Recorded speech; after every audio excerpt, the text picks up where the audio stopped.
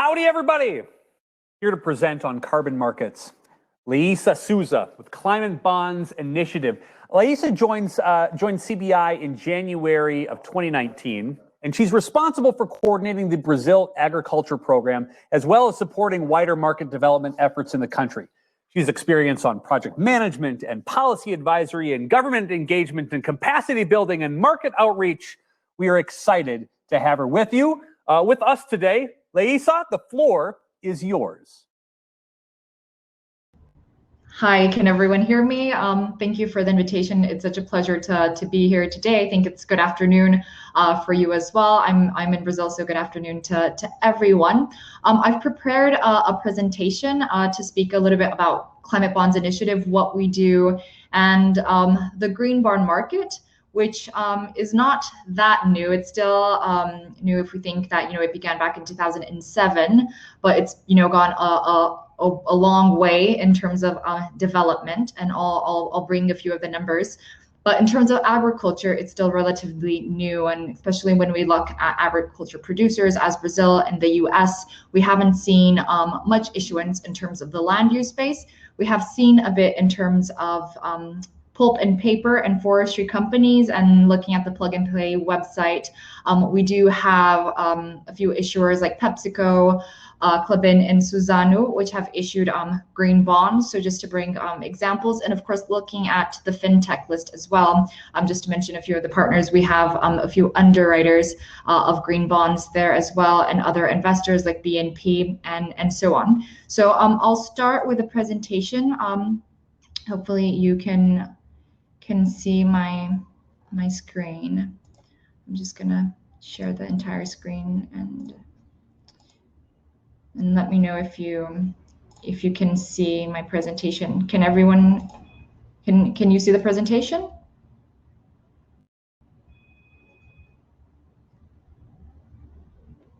I'll take that as a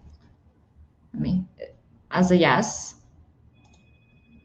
So let me know if you're looking at the presentation, but we will also forward this to you. So speaking a little bit about the Climate Bonds Initiative, we're a non-for-profit organization, a global organization that encourages the development of low carbon economy. So we're looking at shifting long-term capital market investment to low carbon projects and assets through green financial instrument such as green bonds, and green bonds are one of the many instruments that we're looking at. We're looking at debt as a whole, so here we also see loans and other type of debt instruments that can be labeled as green, and I will go a bit into how you label a debt instrument as green. So what we do at CBI, we do a lot of green bond market development. So we're present in the US, in Mexico, Brazil, Africa, India, China, and Australia, and of course Europe. Our headquarters is in London,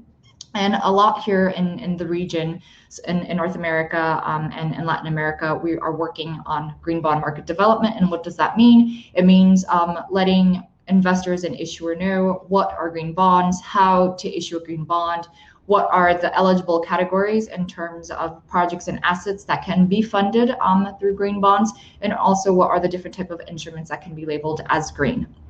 A second part, and I think one of the most important things that the Climate Bond Initiative does, and this is also connected to green bond market development, is coordinating and defining eligibility criteria. So of course, when the market began back in 2007, it began a lot with renewable energy. And as the market matured, CBI developed the first green taxonomy back in 2010, looking at the world in 2050, bringing it to present, and kind of demonstrating to investors and to issuers what are the sectors that need finance if we want to transition to a low carbon economy and keep under the 2-degree limit in global warming defined in the Paris Agreement. So we have the taxonomy, and under the taxonomy, we've developed different sector criteria that will bring thresholds and specific metrics in terms of project eligibility. Last year in August, we published the agriculture sector criteria. It is only looking now at perennial and non-perennial crops, so livestock at the moment is not addressed, but we are looking at this, and it is a global criteria. And the third thing that CBI does is a lot of market intelligence. So we monitor the green bond market. We see who is issuing, what are the use of proceeds, what are the sectors that this is being going towards, if it's agriculture, if it's renewable energy, if it's buildings. So globally, much of the market began with renewable energy. It's a pure play, as we call it. So a lot of the use of proceeds still go to renewable energy projects and buildings, but we're seeing diversification in terms of the projects and assets. Land use, in which agriculture falls, still represents a small sum of this. It only represents 3%, but we see a definite potential of expanding this throughout the years. So just to bring a bit about sustainable finance and where green bonds kind of fit and how this is related, of course, to carbon. So we're looking at sustainable finance, especially after the Paris Agreement, where you have a recognition in terms of climate finance and where resources have to come from to support this transition to a low carbon economy and even countries meeting their NDCs. So we have climate finance, green finance, and here we have green bonds. And just to give you guys a bit of what the scope is in terms of sustainable finance, we also have transition bonds, which is something that CBI is going to work now from 2021 to 2022, which is looking especially at high carbon sectors and how they can transition to a net zero pathway to 2050. And then you have sustainable finance. We have social bonds, which are looking at social benefits. We have pandemic bonds with COVID, especially in Asia. And we have ESG bonds, which are looking at KPIs, and these are more performance-based. And then, of course, outside the sustainable finance universe, we have other bonds and other loans. So bringing a bit of the numbers here in terms of market evolution and thematic bonds. The market began, the first issuance of a green bond was back in 2007, but we really see volume in terms of the market in 2014. This increases in 2015, and of course, in 2015 we have the Paris Agreement. So this is not a coincidence, and we've seen here the market expand, and even in Q1 in 2020, green issuance is coming. And last year we closed cumulative at 1 trillion, which was kind of the target that we had set in terms of the green bond market. So we were very happy to see that this number and target was reached in terms of issuance. So green bonds is the most consolidated market, but we have seen other thematic labels coming in the market in an increasing trend. So sustainability bonds specifically, and when we talk about sustainability, we're talking about green and social. Social bonds also coming and getting from 2017 to 2019, and of course pandemic bonds in 2020. And also not another coincidence, especially thinking about green recovery and health infrastructure and how countries and governments are responding to COVID.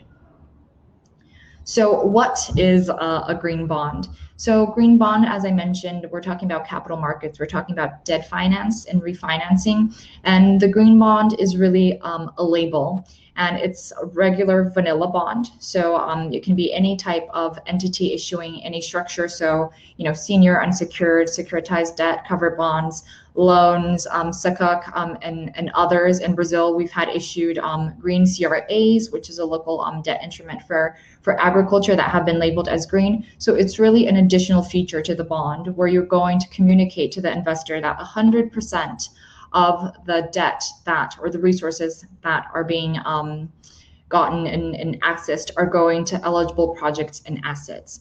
So it's really leveraging existing capital and shifting this to sustainable projects.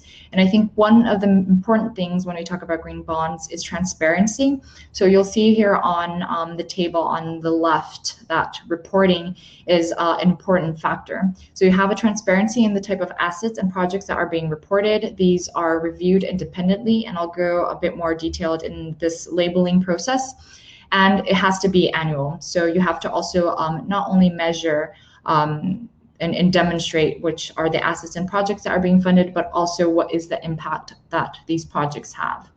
And why is this agenda increasing, and why are investors looking at green, and why should issuers, and when we talk about issuers, we're talking about companies, we talk about banks. There are a different number of issuers that can access green sources. So from the investor side, of course, we have mandates in terms of course, green and ESG. So lots of investors are looking at ESG and have an ESG mandate. Of course, we see this in terms of also risk. So climate risk has been translated also, and this is more clear in terms of financial risk to investments. So it really enables direct investment to green sectors. And this point of transparency is also something very, very important, because in normal capital markets, it's not always clear where the in general purpose bonds, for instance, where the resource is going towards. But with green bond, the investor knows exactly what projects or assets are being included within the bond. And for issuers, of course, this is an additional source of financing. And even the title here of my presentation, I presented this as an alternative source of financing. So of course, we look at this as a complement to other sources of financing that producers bringing this to agriculture are assessing. We also see, of course, this match within the investment cycle that's needed. And one of the main things that we hear from, of course, issuers is that they are able to diversify who is investing in their companies. And this market is a buy and hold market. So it's a mainly primary market because there is not that much offer in terms of bonds, but a lot of demand. So when investors buy a green bond, they usually hold to this bond. And then we have, of course, this leads to oversubscription. So what we've seen in the green bond market is this oversubscription. There have been pricing benefits also that have been reported back. In a few markets, this is harder to measure in a few sectors because our methodology in Climate Bonds Initiative is very conservative. So we look at a vanilla bond and a green bond issued in the same day by the same issuer to see if there's a greenium in terms of the pricing benefits. And so this can be observed in a few markets, but definitely oversubscription because there is a large demand for green products. So just also to give a bit of guidance in terms of principles for labeling. In addition to the Climate Bonds Initiative, we have different principles from ICMA, which is International Capital Market Associations. And the main one, of course, for the green bond market is the Green Bond Principles. We have recently in 2017, the publication of the Social Bond Principles, and more recently, the Sustainability Bond Guidelines.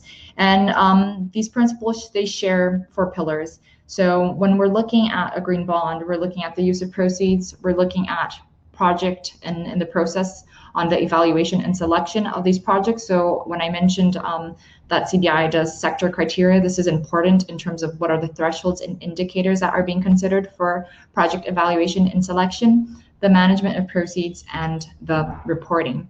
And it's also important because they set kind of the process and guidelines for also external reviews. So when you label a green bond, it has to go through an external review.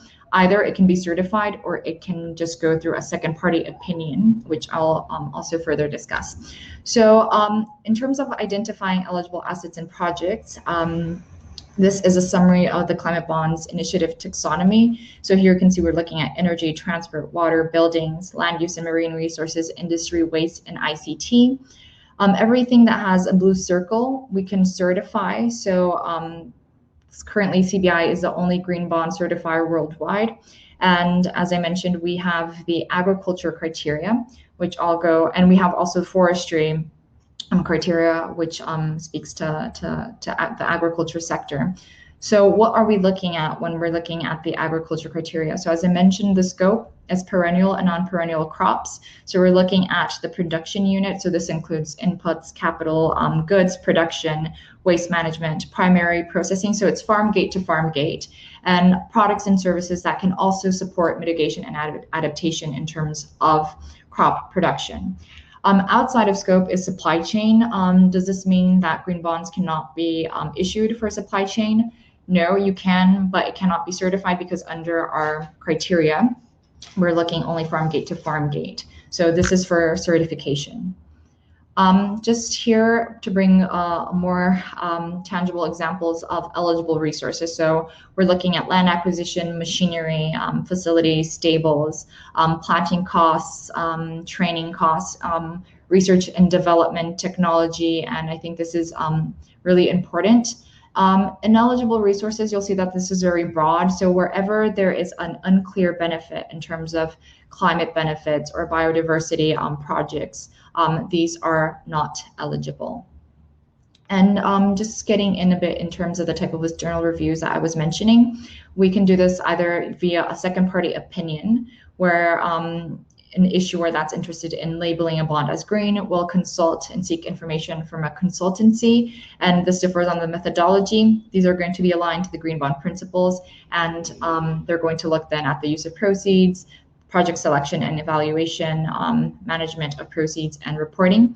And the certification is looking at the agriculture criteria that I mentioned, looking at the indicators and thresholds that it puts. So we're looking at no deforestation after 1st of January 2010, no conversion of high stocklands up to 3 meters after 2020, and also either GHG emission reductions or compliance with a list of best practices that we can later share to you, so you can have a look in this specific criteria.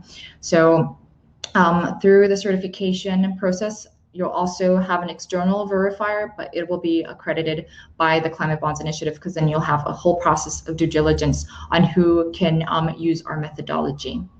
The certification, this is a step-by-step in terms of preparing the bond up to the annual reporting.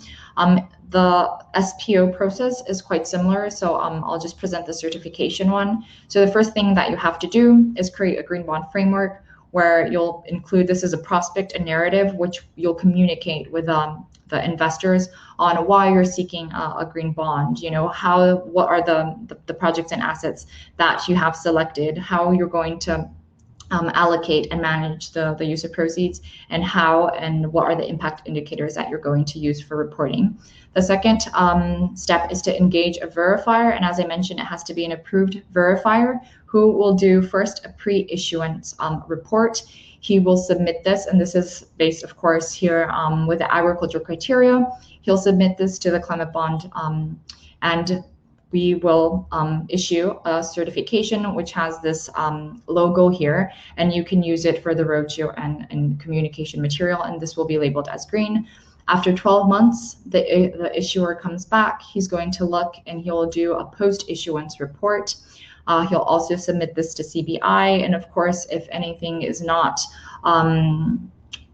as committed in the initial pre-issuance report, there's a risk of losing certification. This has never happened before, but this is also to ensure that the allocation of the proceeds are going to the eligible projects and assets. And then year by year, you have to report annually.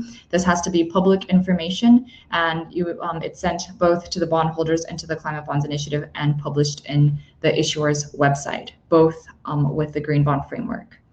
And what are the opportunities when we think about AgTech?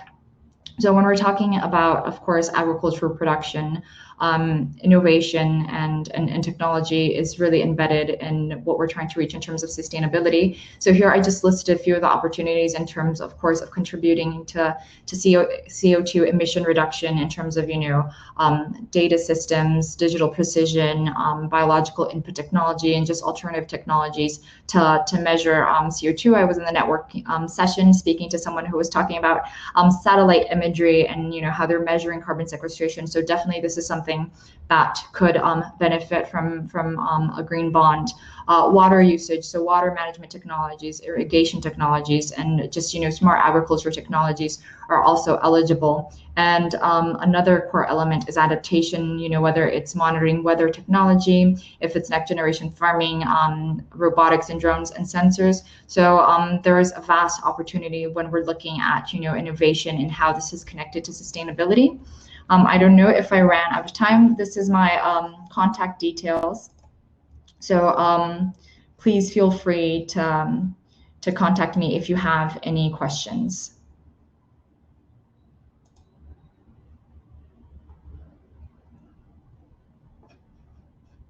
appreciate that. Thank you so much. Have a couple of questions for you, if you wouldn't mind. From Of course. The first thing, and again, this is a me question. I'm gonna, because as MC, you get to pick first question. Back in the day, while we're talking about some of these startup programs, the idea of tech and robots in the field was super science fiction, right? Mm-hmm. The idea for climate bonds itself, I think, almost had like a fiscal science fiction element to it. When did this become sort of a mainstream piece of conversation as you're discussing with either governments or businesses in general? I would say so. 2007, we see the first issuance, but I would say around 2014 and 2015 that when we see that spike, and of course, with just the whole framework and in terms of climate change and the different milestones that we reach, of course, with the Paris Agreement, where we really have a recognition of climate financing. Actually, we need to finance this transition to a low carbon economy, and where does this resource come from? So green bonds are really an instrument to deliver these commitments, and and the other thematic labels as well, which I mentioned, which are increasing, and we see this of course trend in terms of sustainability linked bonds and so on. What is the current appetite for carbon bonds currently? What does that kind of feel like? What does it feel like? So we've seen a lot of demand and interest for green bonds and just sustainable linked bonds and thematic label bonds as a whole. So we just reached 1 trillion in terms of cumulative issuance, which is a significant number. So in 2019, we had 258 billion issued, and then we've seen this number kind of repeat itself and increase. So cumulatively since the market began, so since 2009, we've reached this number. And when we're talking about the bond market as a whole, so climate bond, we use a figure of $100 trillion that is available in terms of the bond market. So we see, there is a lot of investment that could be shifted, and that's the mission that we have in, shifting all this capital, or as much capital to green bonds. So there is definitely an appetite. And speaking of kind of the amount, what's a minimum size bond that makes sense as a number? Yeah, so we get this question a lot, and especially with agriculture, and I get this a lot here in Brazil, and this scares people. So we're talking about a benchmark size, so $200,000 to $150,000. Okay. Yeah. Okay. In Brazil, and this of course depends in local issuance, right? So in Brazil, we've seen a lower figure. So we've had the first issuance of a certified bond with agriculture criteria. It was 25 million reais, which is around 4 million US dollars. This was a domestic issuance issued in reais.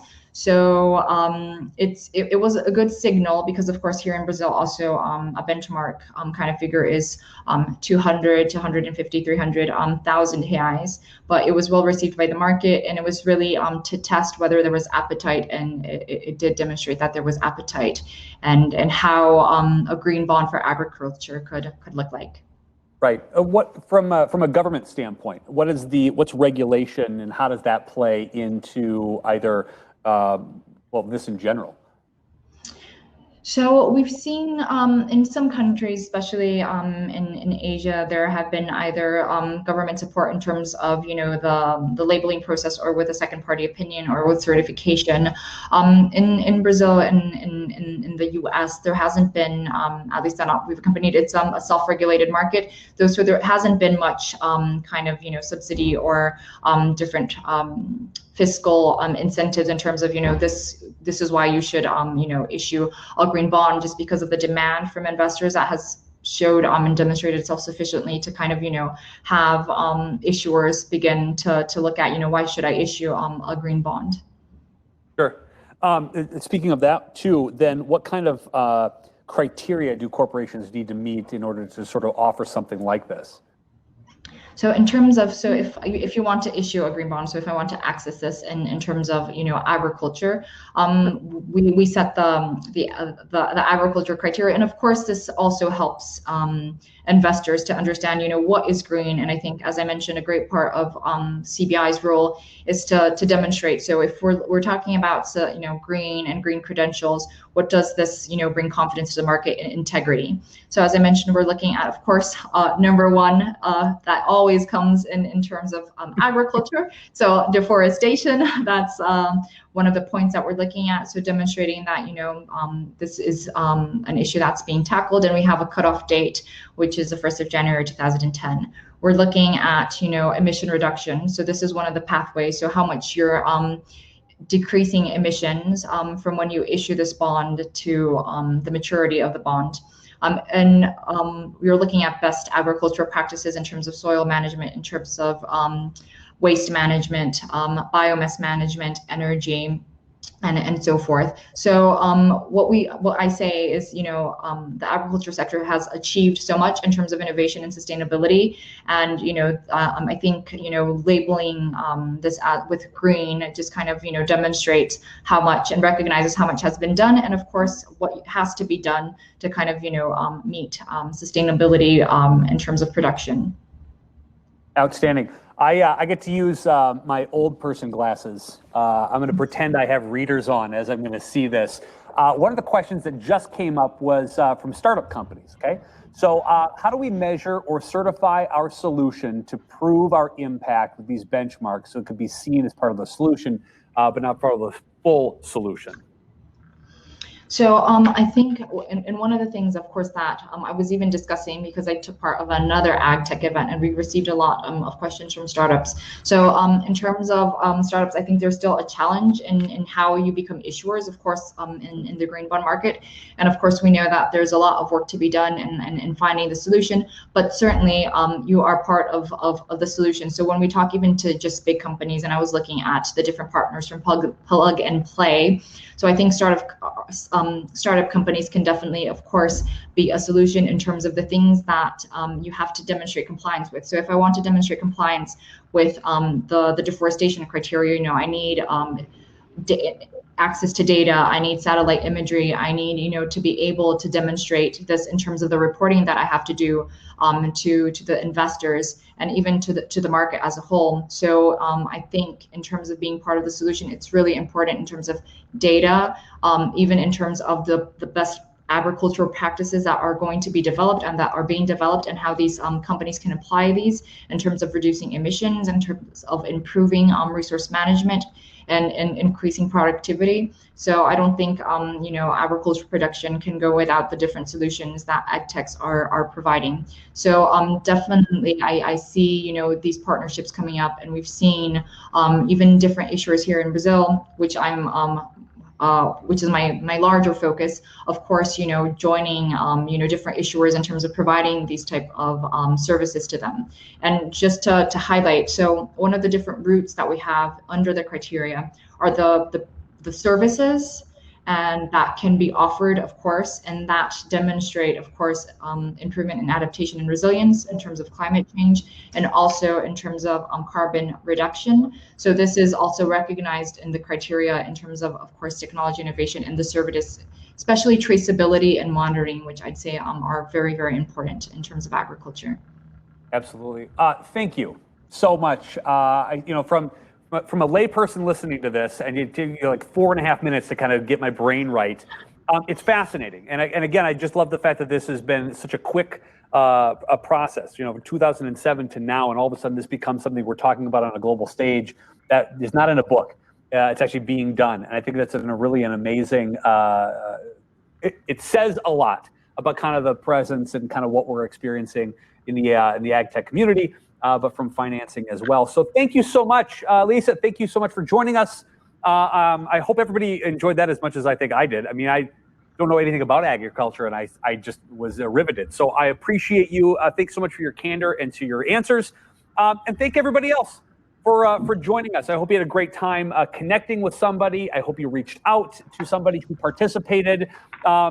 We should do this again next year. We should make this like a third annual thing, shouldn't we? Hope you had a great time. Thanks again to all of our supporters. Thanks again to all of our sponsors, to all of our participants, to all of our speakers, and again to all 13 of those who gave a pitch today. Again, I said it before, and I will say it continuously. I think the world's in good hands based on what we saw today, and I've got a really sort of good feeling about the future. And this was a great way to start off 2021, right? On the right foot. Thanks so much. Have a wonderful rest of your day. We'll see you all next year. Thank you. Bye, everyone.